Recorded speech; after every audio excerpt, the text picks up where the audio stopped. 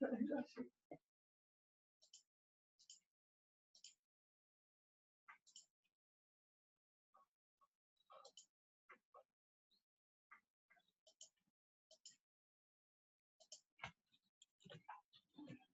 Este pelado, el nuevo que tiene la empresa de refrigeración, aires, todo eso, climatización. Y la idea de darle trabajo a los compañeros está muy buena.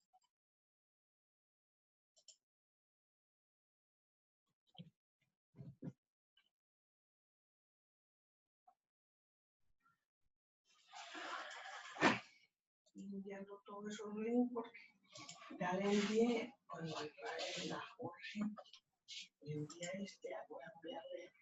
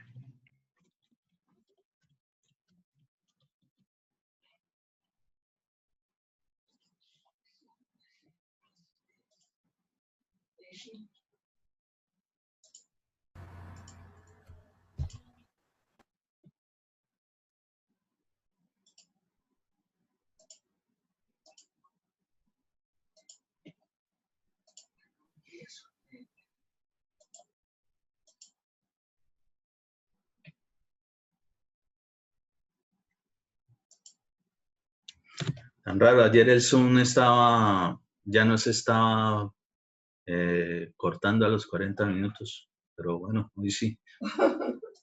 Hay más gente hoy.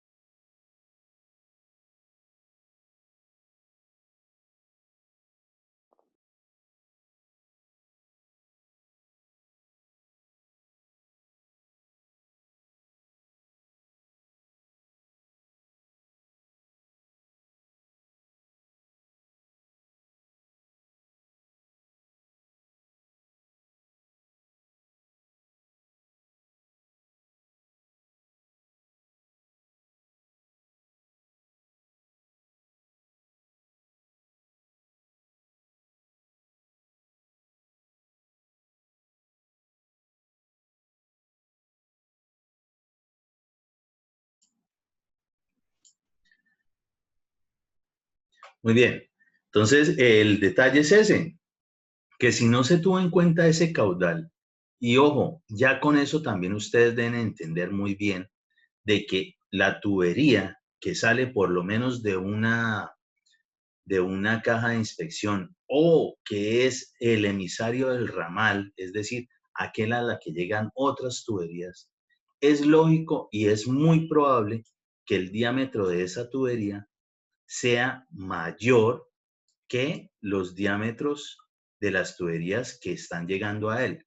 Por lo menos, y esto sí es obligación, nunca va a ser menor que la mayor de las tuberías que están llegando a ese ramal, ¿sí? Nunca puede ser un diámetro menor que el mayor de las tuberías que está llegando a ese ramal. ¿Muy bien?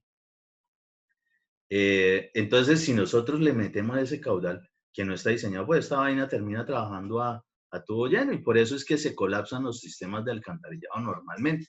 Entonces, cuando ven, si de pronto le ha tocado alguna lluvia alguna vez en la calle, pues ve uno hasta flotando las tapas de los pozos de inspección que normalmente son en hierro colado, es decir, que pesan. Y en muchos casos también colapsa tanto el sistema que se empieza a devolver el agua. Y pues el agua busca dónde puede salir. ¿Y por dónde podría salir en una edificación? Específicamente por los sifones, ¿sí? Por los sifones. Las cajas de inspección obligatoriamente tendrán que tener una tapa por encima, porque esto está enterrado, ¿sí? Las cajas de inspección están enterradas. Única y exclusivamente, y antes de que de pronto alguien tenga todavía una duda de esas, las cajas de inspección única y exclusivamente pueden existir del primer piso, es decir, del nivel del terreno hacia abajo. En un segundo piso, en una placa de entrepiso, no puede existir esta vaina, ¿sí? En esos casos, solo y única y exclusivamente se hacen las uniones de ramales y de alguna forma se generarán bajantes, es decir, algo como lo que veíamos por aquí en estas fotografías.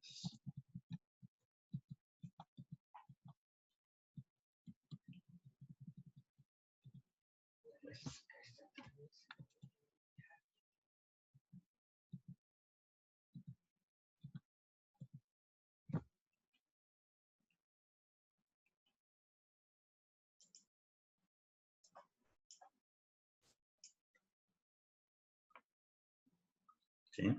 Algo como esto.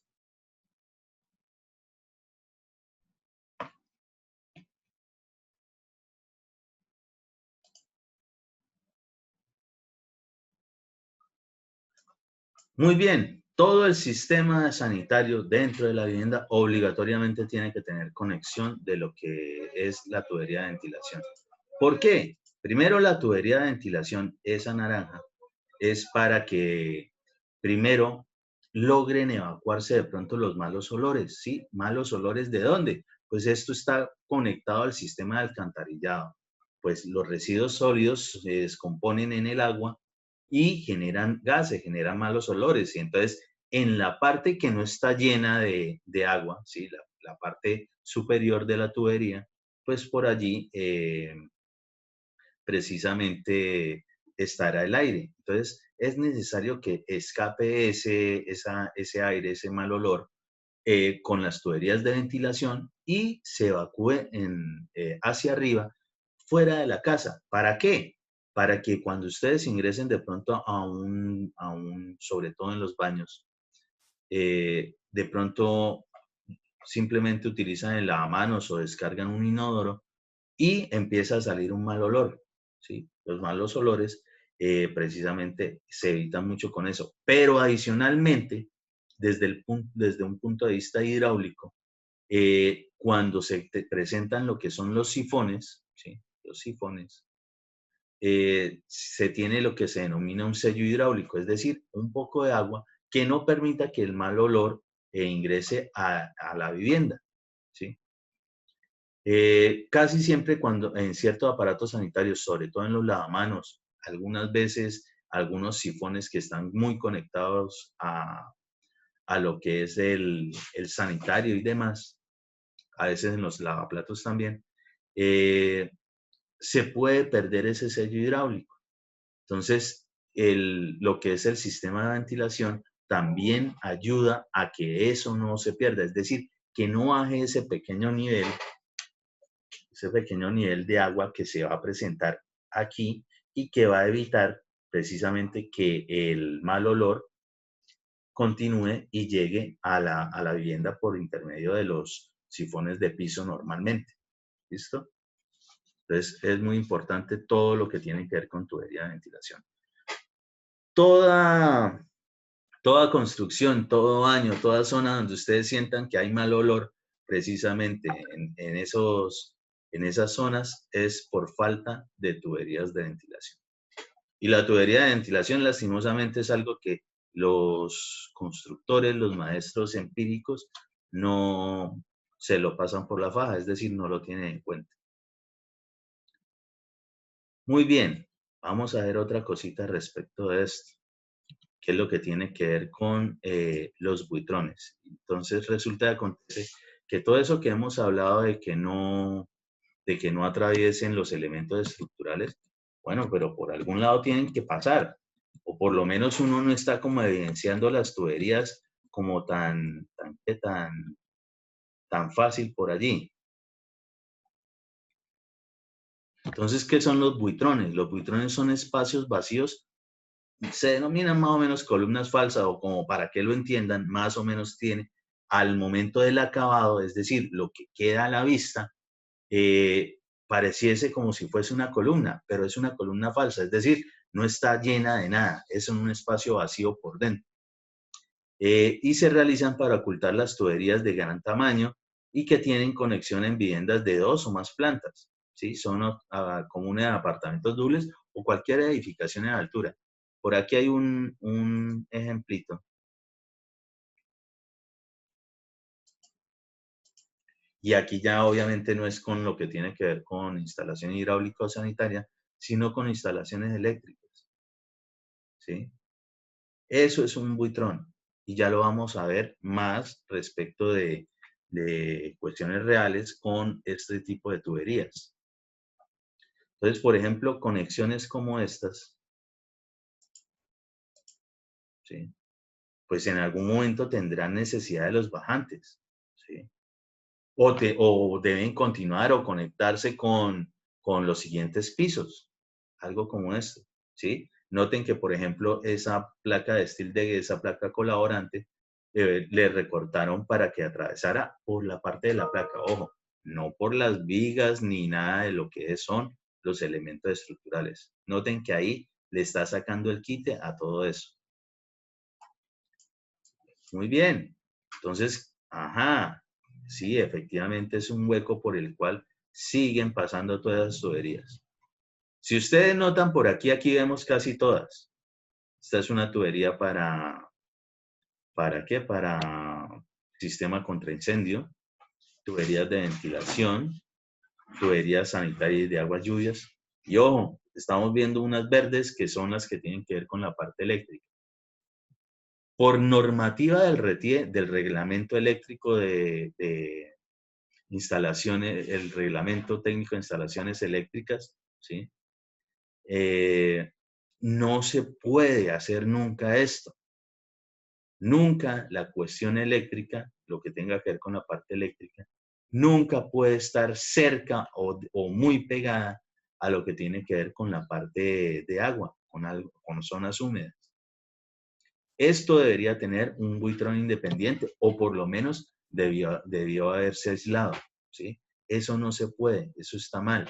Porque tengan en cuenta que en cualquier momento se puede presentar algún tipo de filtración, sí, cualquier falla puede presentar de agua y perfectamente podría estar en contacto con esto. Y pues ustedes saben que lo que es la conductividad eléctrica con el agua, pues son tan amigos que generan tremenda conexión de voltaje.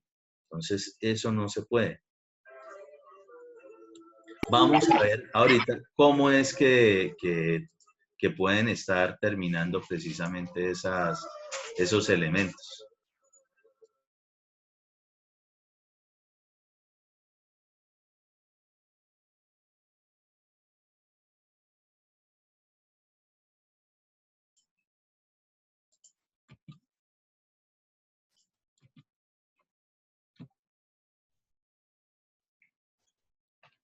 Entonces, nótese, por ejemplo, estas tuberías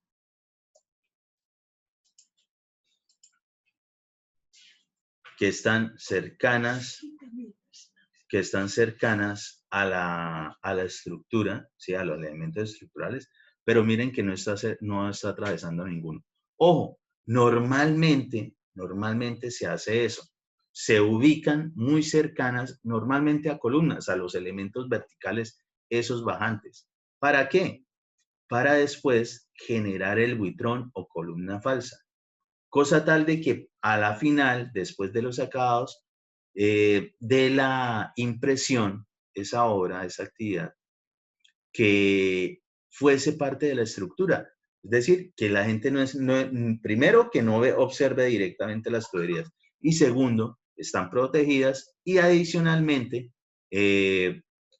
pareciera que fuese parte de la estructura, ¿sí? No que es algo adicional que le están haciendo allí. Típicos ramales, ¿sí?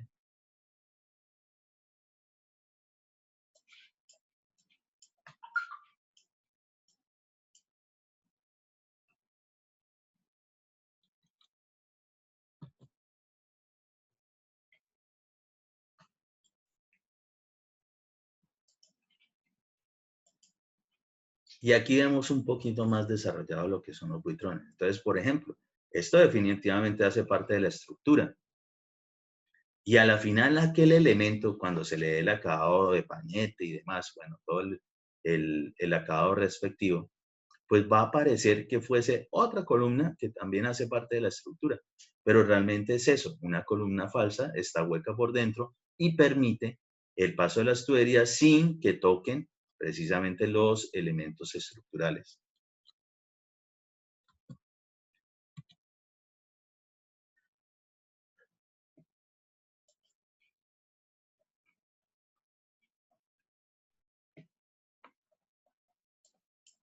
Miremoslo por acá.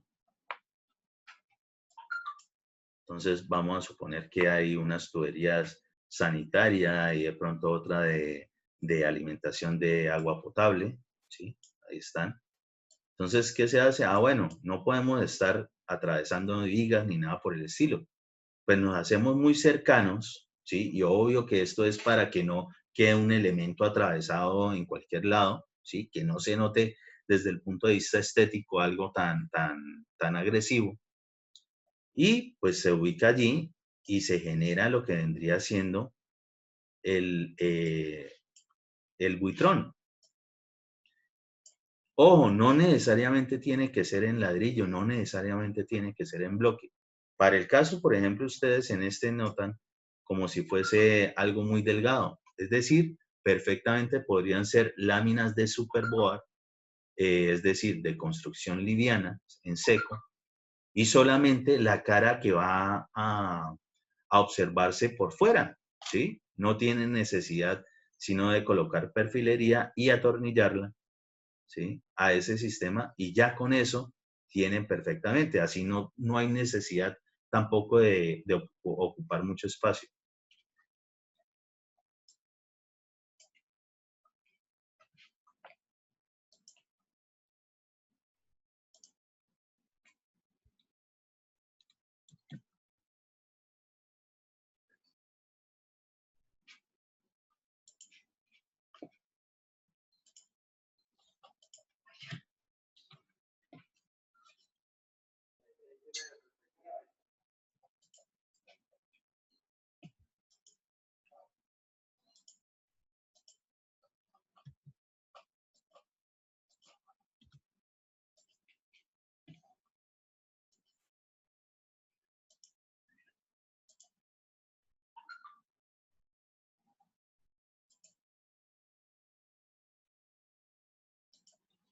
Observemos aquí, ¿qué es lo que no se puede hacer?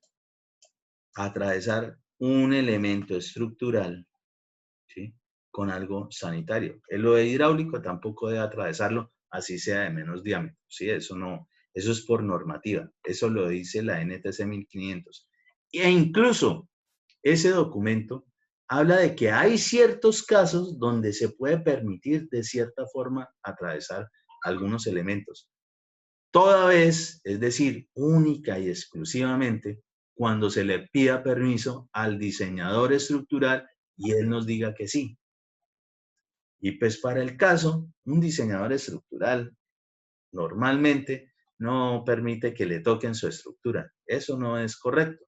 Y sí puede presentar, digamos, unos problemas graves, porque eventualmente los movimientos sísmicos lo que hacen es que esa estructura esté trabajando mucho en ese momento. Y esos movimientos, depende de la intensidad del sismo, ¿sí? Pueden estar estrangulando, rompiendo o dañando precisamente esas tuberías.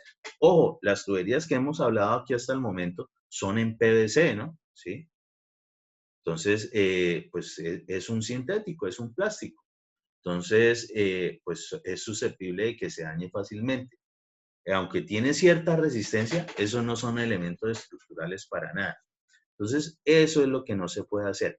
Y ojo, cada vez que ustedes observen en planos que las tuberías pareciera que estuviesen, digamos, en un primer piso, ahí, como en ese alineamiento con las columnas, ¿sí?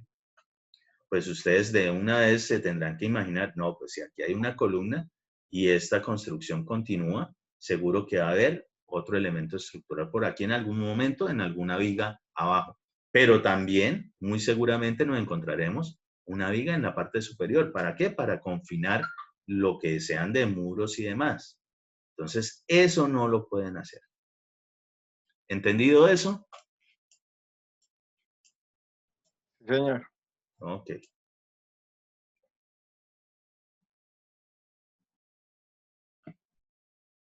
Muy bien. Vámonos a la parte de lo que tiene que ver con lo hidráulico. Entonces, para lo hidráulico, resulta y acontece que primero, obligatoriamente requerimos de planitos. ¿Cuáles planos? Los que tengan que ver con la parte arquitectónica. Si te contamos con los planos estructurales, mucho mejor, porque también vamos a identificar cómo es esa estructura. Es decir, vamos a requerir de todos los planos que ustedes saben que tienen que exigir al inicio de cualquier proyecto. Muy bien. Se los voy a explicar de la manera, digamos, fácil. Primero, generando lo que es la distribución hidráulica en planta y luego pasamos a la distribución isométrica. Recuerden que obligatoriamente lo que tiene que ver con la parte hidráulica, es decir, lo de agua potable, lo que es a presión, tiene que tener esos dos componentes de planos. El diseño, la red de distribución en planta y la isometría. ¿Por qué se requiere la isometría en este caso? Porque en planta nosotros no podemos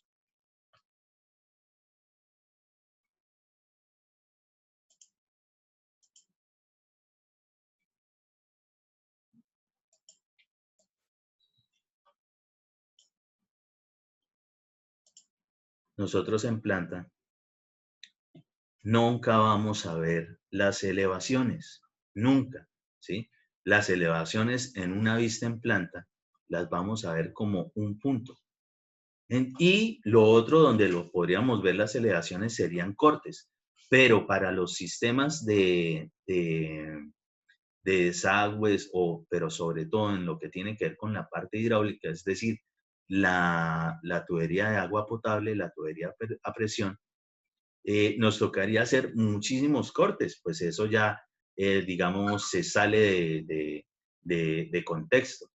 Entonces, recordamos que nosotros sabemos dibujar de muchas formas y una de esas es la isometría.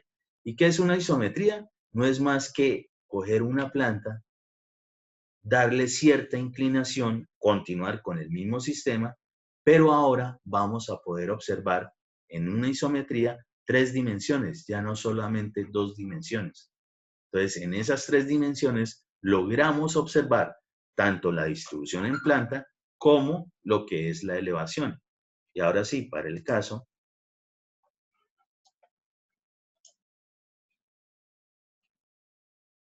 una isometría perfectamente es esto, donde yo observo lo que es en planta y ojo, la voy a señalar. Esa que estoy señalando es esta que está aquí, ¿sí? Voy a señalar lo que está elevándose. Miren que está aquí como si fuese un punto. Pero aquí no puedo determinar qué tanto está alto. Y ojo, todo lo que tenga que ver con aparatos sanitarios, es decir, con la alimentación hidráulica que tienen que tener, tiene sus medidas específicas que ustedes deben saberse. De hecho, que si no estoy mal, algo de eso les pregunté a ustedes en el parcial. Por ejemplo, para lo que tiene que ver con el sanitario, ¿sí? Con el sanitario, la conexión siempre se coloca a 20 centímetros en la parte vertical, ¿sí? Desde el piso terminado. Y desde el eje de lo que es ese aparato sanitario, ese inodoro, normalmente 15 centímetros a la izquierda. ¿Sí? Perfectamente puede ser así. La ubicación del desagüe de un inodoro también tiene que tener su medida específica, no es donde uno quiera. Entonces, pues ustedes se supone que las deben saber. Miremos más por acá, por ejemplo, en esta parte de lo que vendría siendo ese baño. Ingeniero, perdón, usted dijo 17 centímetros. 15. 15.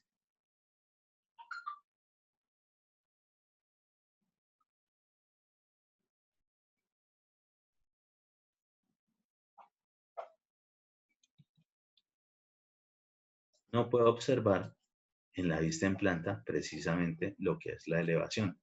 Para ello es que recurrimos precisamente a la parte de la isometría. Muy bien. Vamos a hacer de cuenta que ustedes no tienen ni la más remota idea de cómo se hace eso.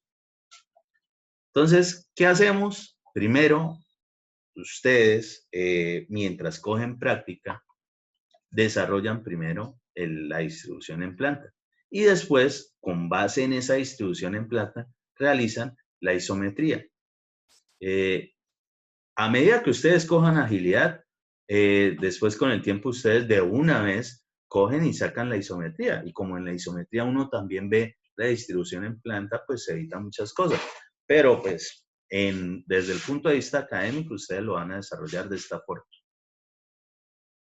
¿Qué vamos a hacer? Bueno, pues recordemos que lo que tiene que ver con las edificaciones, nuestro sistema inicia desde lo que es el medidor. Y el medidor, ojo, el medidor nosotros lo podemos instalar, pero su calibración y demás, y la exigencia del aparato y todo eso, le compete es a la empresa prestadora del servicio. Y del medidor por fuera de la casa, hacia el sistema de acueducto, obligatoriamente es de la empresa prestadora del servicio de acueducto. Allá uno nunca mete mano, sí, a no ser de que trabaje con ellos. De resto, esta cuestión independiente parte del medidor hacia dentro de la edificación, la que sea. Muy bien, ¿qué van a buscar? Bueno, originalmente en la planta, pues en un arquitectónico, ustedes van a identificar dónde están precisamente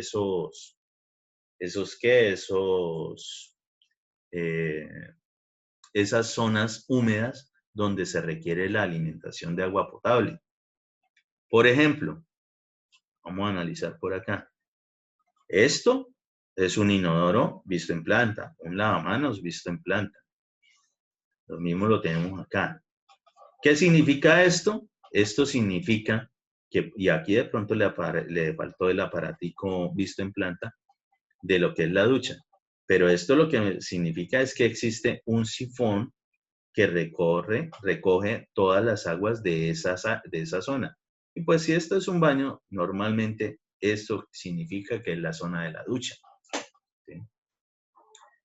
Tenemos, por ejemplo, lo que es la lavadora.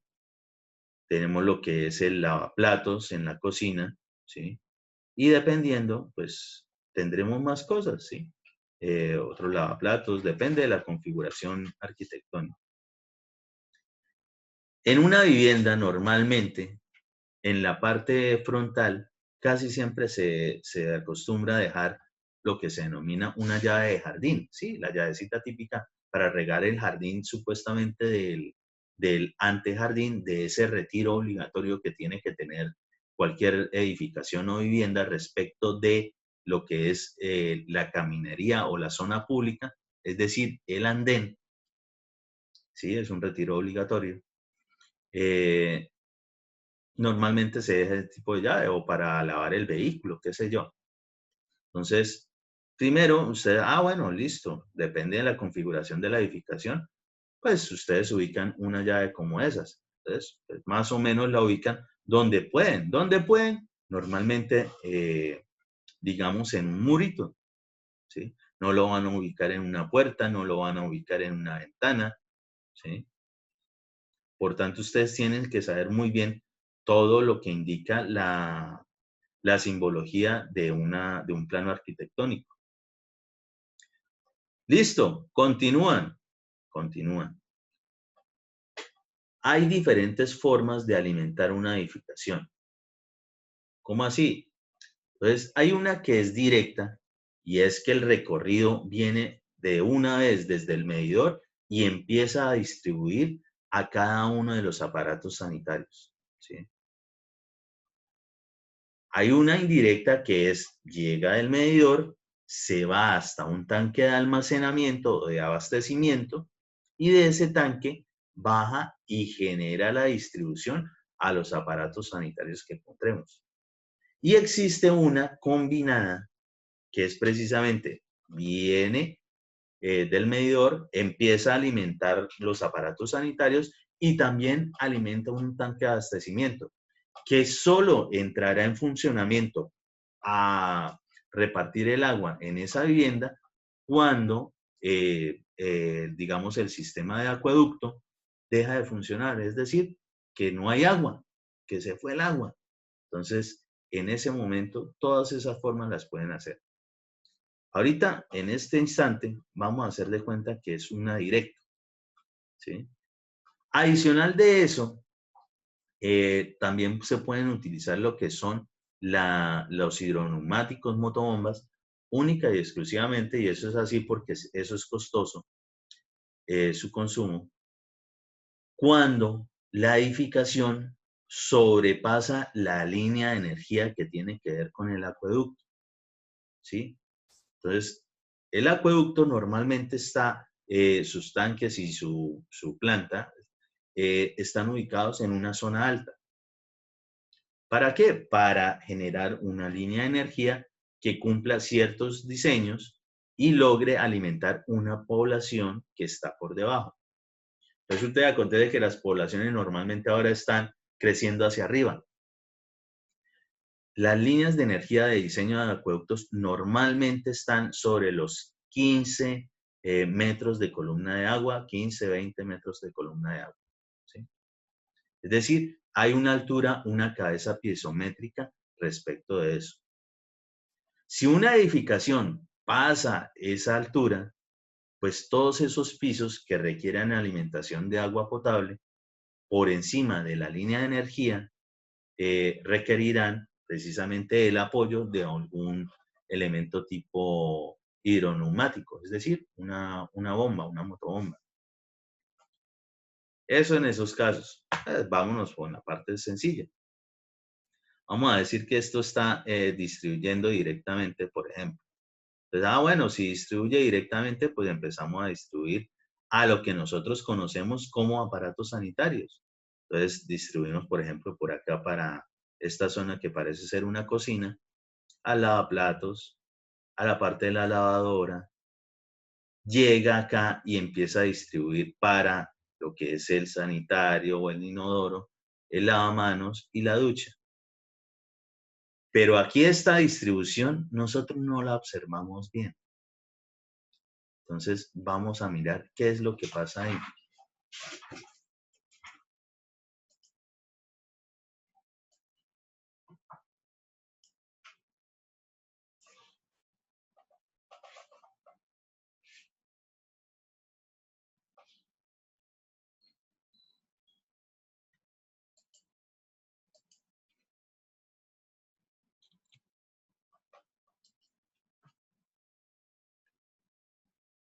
Este elemento que está aquí es lo que nos muestra precisamente este plano acá.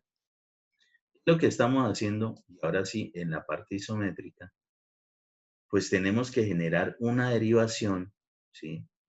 ¿Y qué es lo que vamos a buscar? Y ojo, esto es precisamente para que se genere un buen sistema de abastecimiento que se pueda aislar, que forme un circuito independiente de alimentación hidráulica para eventualmente que se presente algún daño, solamente se corta el agua o el suministro de agua en esa zona y el resto de la edificación puede seguir funcionando sin ningún problema.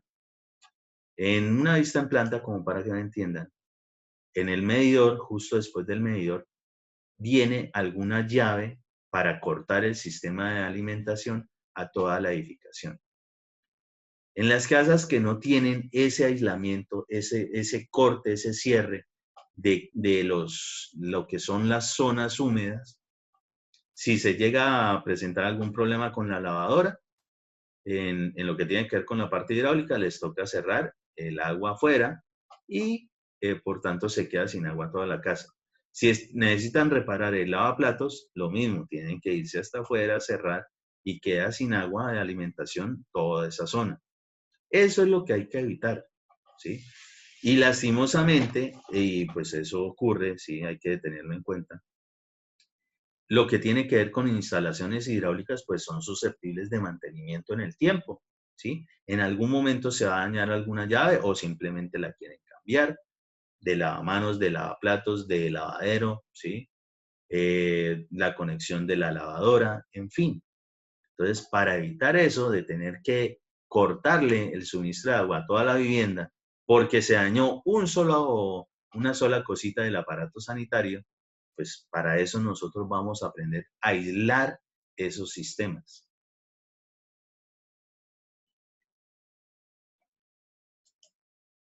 Entonces, ¿qué es la recomendación? Ahorita se los voy a mostrar en un sketch para que lo entiendan mucho mejor. Que nosotros venimos de nuestra red de distribución, entramos acá. Primero, lo primero que nos encontramos, bueno, en ese recorrido, hacemos de cuenta que nosotros somos el flujo de agua.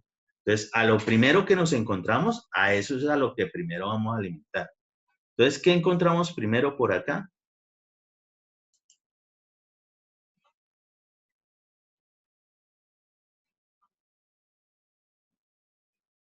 Lo que es la cocina. Y en la cocina encontramos el lavaplatos.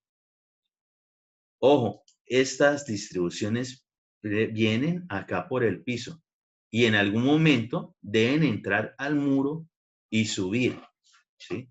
Subir hasta la posición determinada para la alimentación de esos aparatos sanitarios. La alimentación de los aparatos sanitarios como el inodoro, el lavamanos, el lavaplatos, ¿sí? Obligatoriamente requieren de algún elemento adicional justo cuando se vaya a instalar ese aparato sanitario. Uy, ¿cómo así? Entonces aquí ya que estamos mirando el lavaplatos,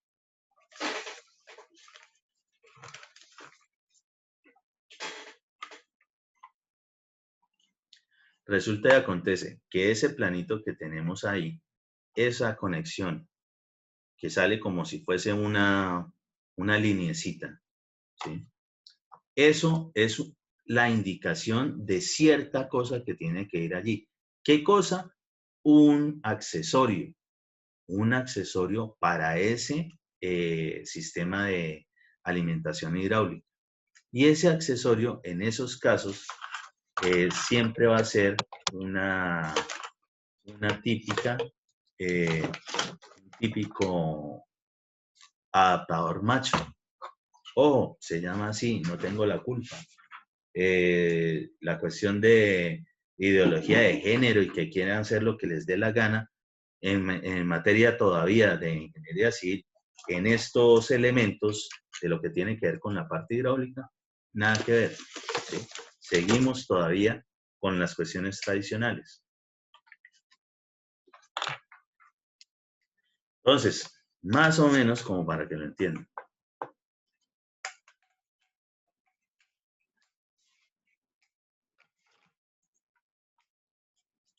Eso que ustedes están observando en el plano, en la isometría, eso realmente es esto. ¿Sí se observa ahí la tubería?